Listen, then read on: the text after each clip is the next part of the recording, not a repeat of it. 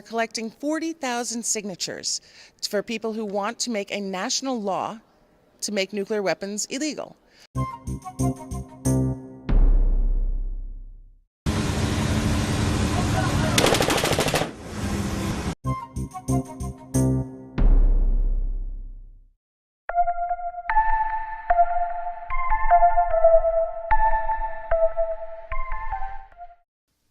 Hello, my name is Stanley Heller. Welcome to The Struggle. The Struggle is shown on over 25 cable stations from Vermont to New York City. On the internet at thestruggle.org, our YouTube channel, Struggle Video Media. We begin with more from the conference about nuclear weapons and nuclear war that was held at the New York School of Medicine on March 1st.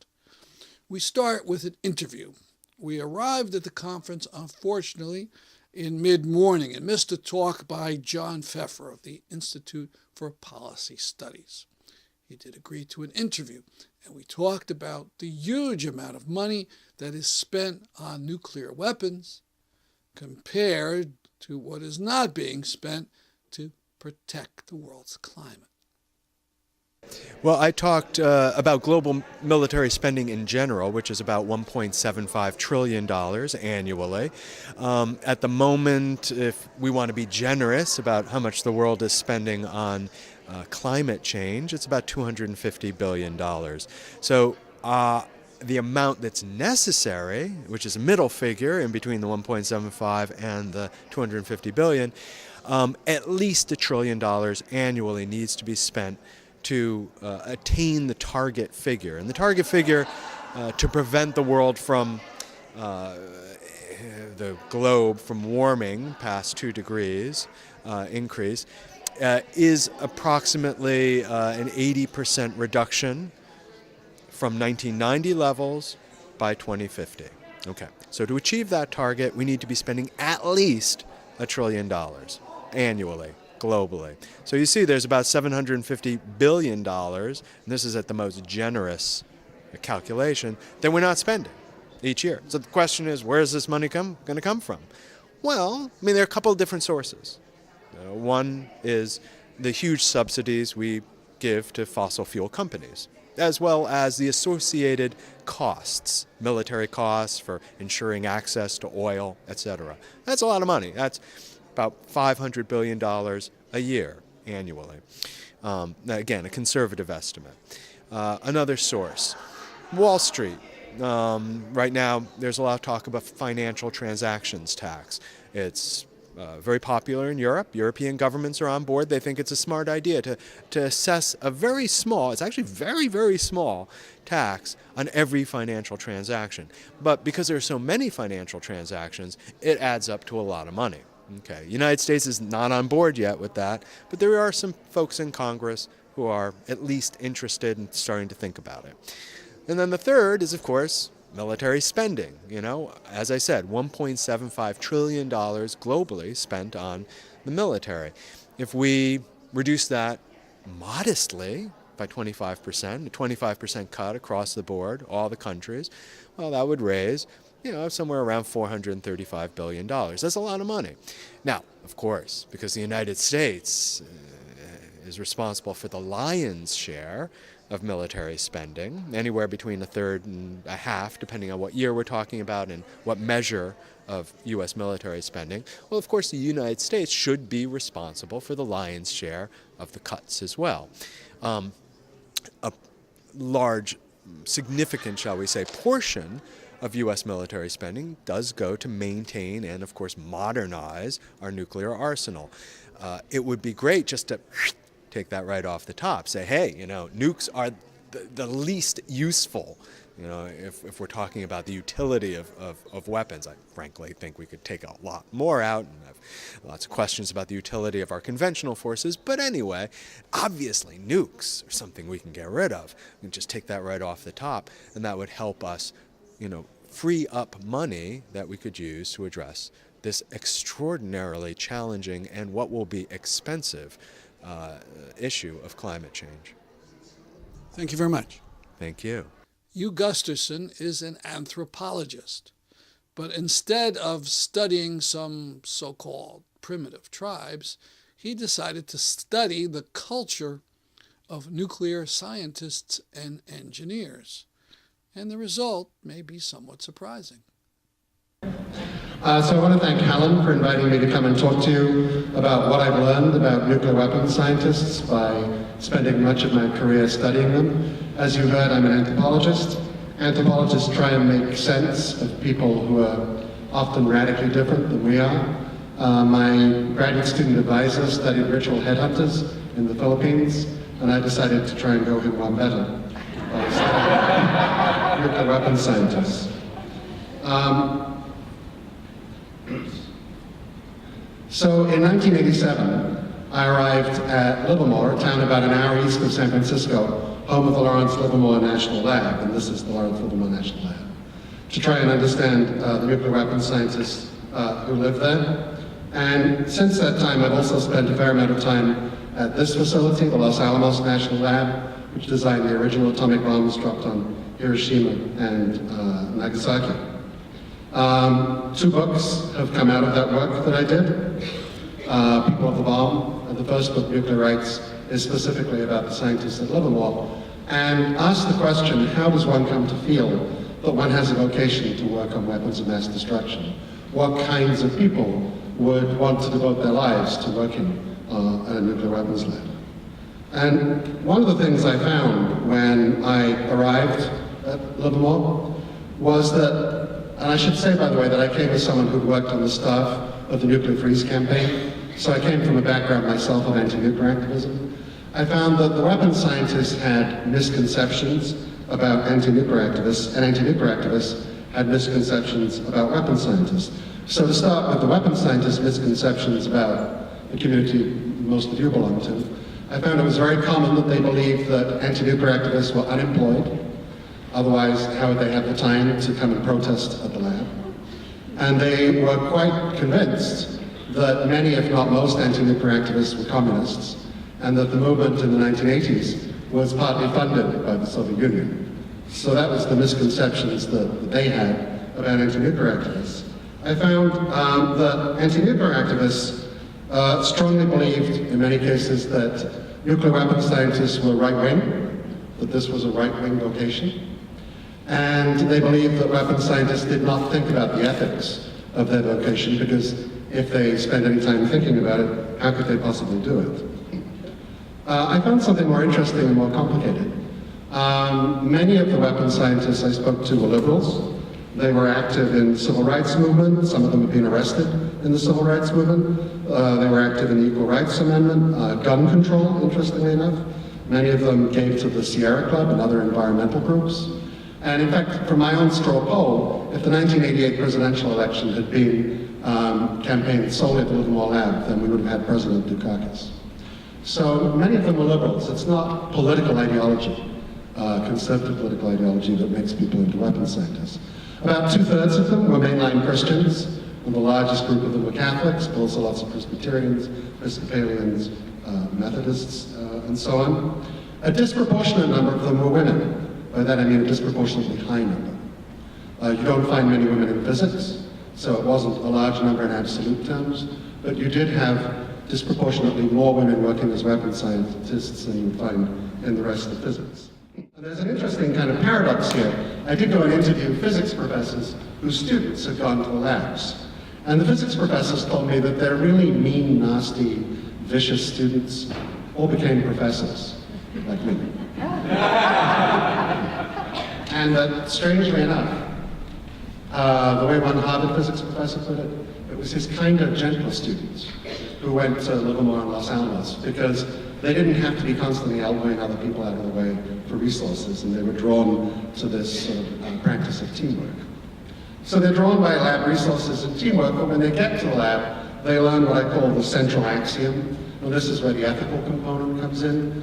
They learn to believe that nuclear weapons kept the peace during the Cold War, that nuclear weapons make major warfare between major powers, superpowers, unthinkable, if not impossible.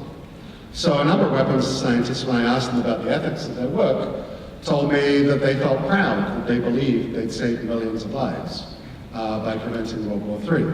And you may find this very strange, but I found some weapons scientists who told me that they would not work on any weapons but nuclear weapons because it would be unethical. So they told me they would not work on napalm, they would not work on a conventional cruise missile because those weapons are made to kill people.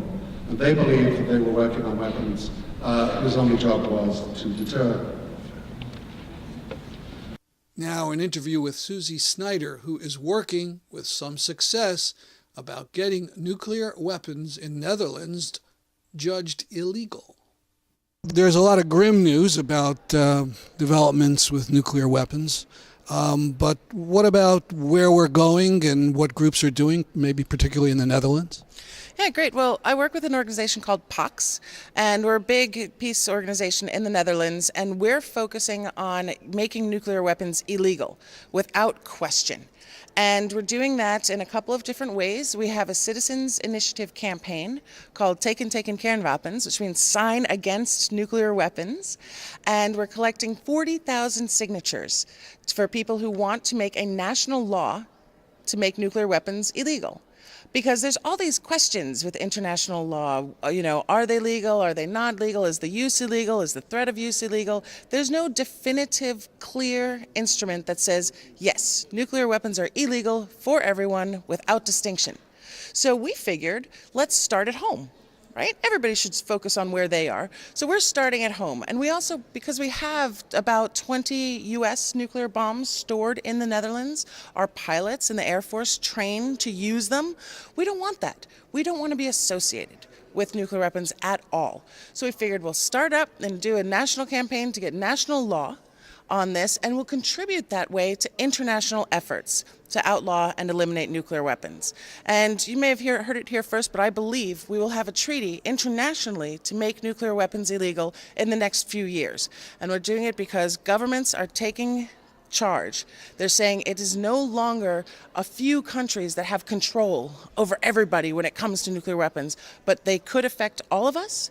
And because they are so devastating in their effect, because their effect goes beyond borders, we have an obligation and a responsibility to do something.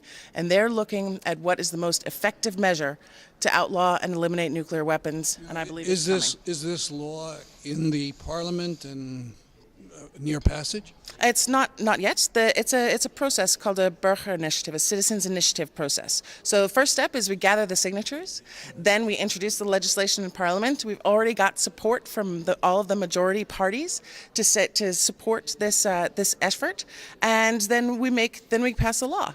And we make nuclear weapons illegal. We need to do that in the context of the budget debate because that's what makes it binding on government. And it's great because then we also take the money out. Nobody wants to spend money on nuclear weapons. Nobody wants to cause this kind of catastrophe, and so it's a step for us to move this issue forward. Thank you very much. Thank you very much.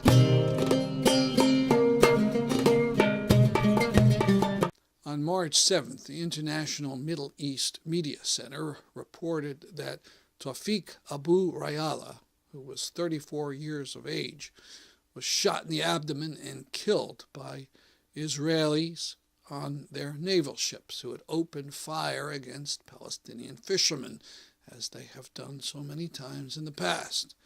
They also forced two of the fishermen to swim off their boat to the Israeli patrol boat, where the two were kidnapped. This happens very frequently in Palestinian waters, despite agreements with the Israelis at Oslo and elsewhere. It illustrates in blood what Fida Qishta did in video in her movie Where Should the Birds Fly? She is the first filmmaker from Gaza, and she spoke in Connecticut in February. While her film concentrates on the Israeli assault on Gaza in the winter 2008-2009. One part of the film shows the routine shooting of Gaza fishermen for purposes of intimidation or fun. Fishermen risk their lives, not from the sea, but from Israeli gunboats.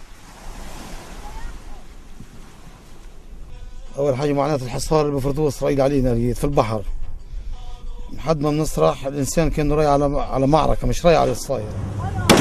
حرام عليك! أهل الشر!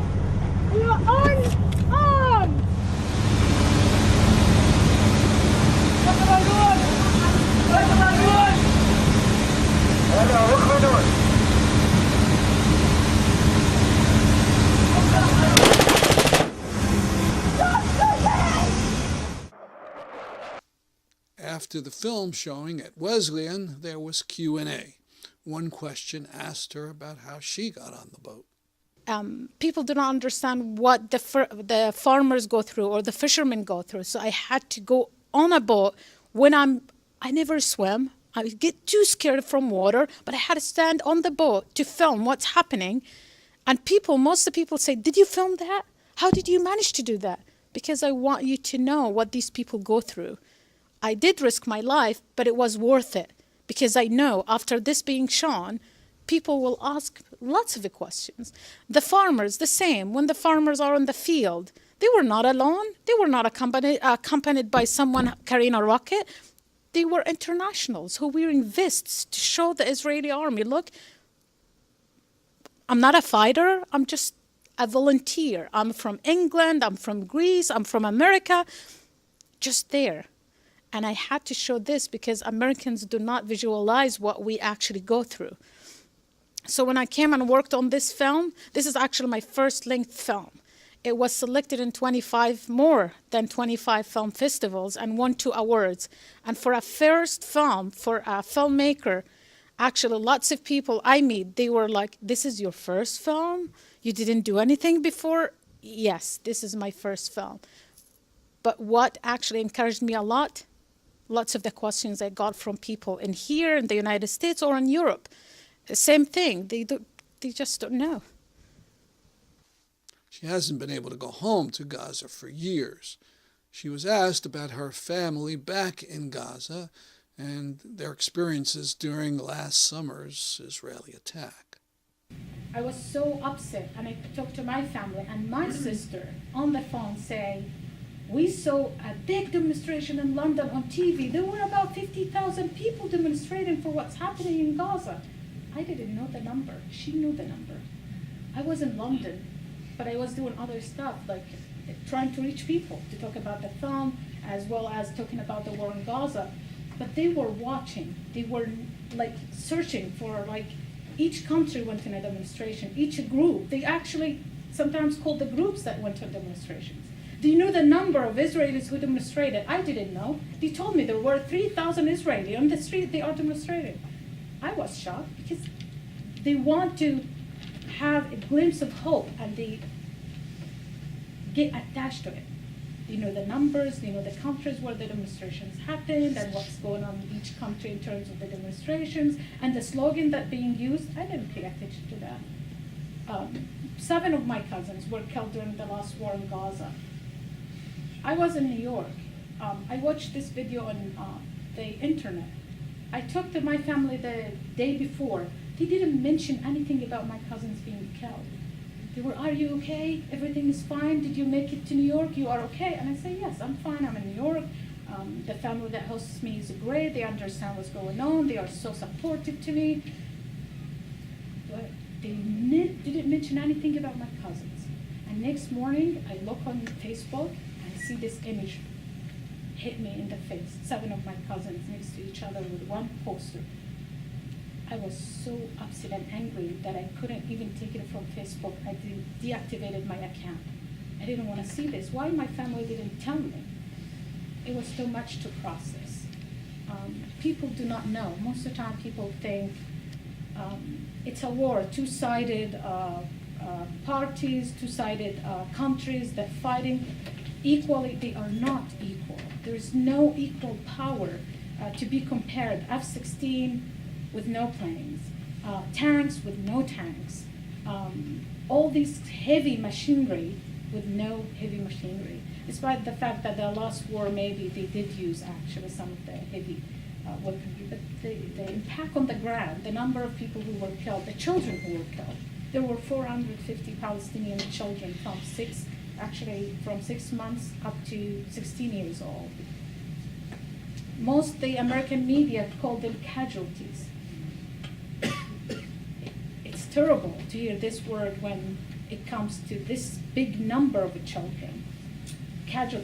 What kind of casual, what are you talking about? 450 kids, you call them casualties just like that? It doesn't make sense to the number and the percentage of the people who were killed. That actually sometimes get into my nerve, and I wish that the media, just to change the language that they use, despite, again, the terrible things that's going on in there, but they never change the language. One question was about Mona Samuni, who is featured in the film. During the attack, Mona was 10 years old, and 21 members of her family were killed in one awful night. In the film, Mona is not shy and speaks with an eerie calm about all the things that happened to her in great detail. I talked to Mona a couple of times, to her brother and her. One time I talked to her directly, and the second time she was in school, so I talked to her brother. The problem with Mona, the family always say they are good, but I know what does it mean to be traumatized and all the time say you are good until you put in a totally different conditions and circumstances, like coming to New York, compare it to Gaza, then you see what is different. You see if you are traumatized or not, and then you work on that. Of course, Mona was saying she's good, she goes to school, she gets into these UN programs, which is helping children with the trauma, but they never enough, because when you think they passed the level of the trauma that they have, actually something else happens, and then renew it again and again. It's renewable. It's not like you put the child in totally different circumstances where they actually make progress and keep it on. They make a progress, but then they pull back because of the situation is continuing. She was asked about the process of the production of the film. Filming took about 8 years, from 2004 up to 2000. Actually, we have some footage for 2012. A film about Gaza took a lot of efforts to make, especially with the fundraising. Most people think films doesn't cost money. I remember when I first came to the United States and started to talk about the process of editing the film. We sent some of footage for many editors. We needed someone to speak Arabic, understand what the footage is about, but also someone who actually get related somehow to what's going on there. I sent clips from the film, from my rough cut, to many editors. I didn't hear back from any of the editors I sent to. And one day I sent a clip from the film, 10 minutes, to one editor. She did a big film called Alexander the Great. And I thought, she will never respond. You know, she edited big films. Why would she respond to a film like this? And she was the only one who responded. And she said, if you can't come to France, I'll come to you. One question was, how could she keep her feelings in check while filming such heartbreaking and bloody events? The technique I used as a filmmaker during the war in Gaza, I most of the time didn't build eye connection when I used to film. There are lots of situations where I looked on the small monitor, and people may think, what is the difference it makes you look small on a small monitor? It made a huge difference for me to film. Especially the boat scene or the war scenes, where all these dead bodies, you see them so small that your mind makes it as a small effect. But then when you see it on a big screen, it comes back. Like, oh, I tried to skip this. There are other situations, the destruction, the people I knew from our old neighborhood. Those I couldn't disconnect myself from. It was terrible. The feelings, the nightmares, the sleeping. When I first came to New York, I had always these visions of my old neighborhood, how it was, how it is right now, and all of these dreams, nightmares, I say it, comes back alive again and again. But it takes lots of efforts to work on, and from my experience, it works eventually, but it's a lot of effort for one person to do. If you have a group of people who would like to see that film, Where should the birds fly? Contact us at thestruggle.org. We'll see what we can do. Finally, satire from Apartheid Adventures about how U.S. police departments send their police for training in Israel.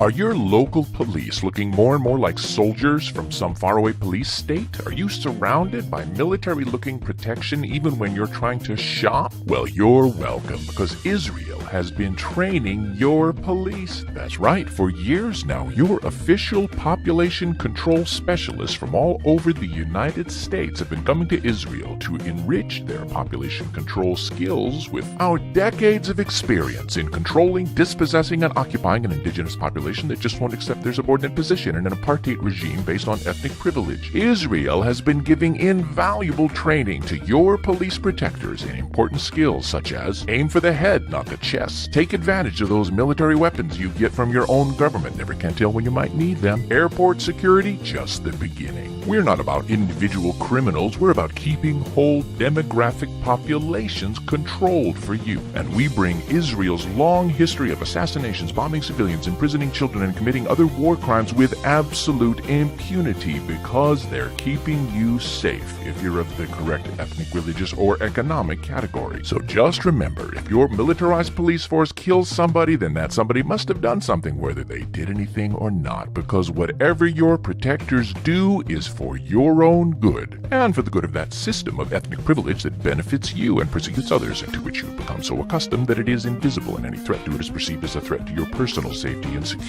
Protecting your system of privilege and getting away with it. Apartheid Adventures, coming soon or already in a hometown near you.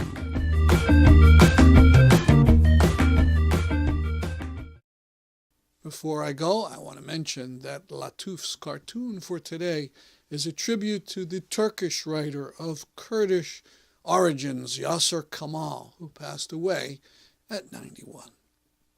That's our program for today. See you next week at this time. I'm Stanley Heller, and this is The Struggle.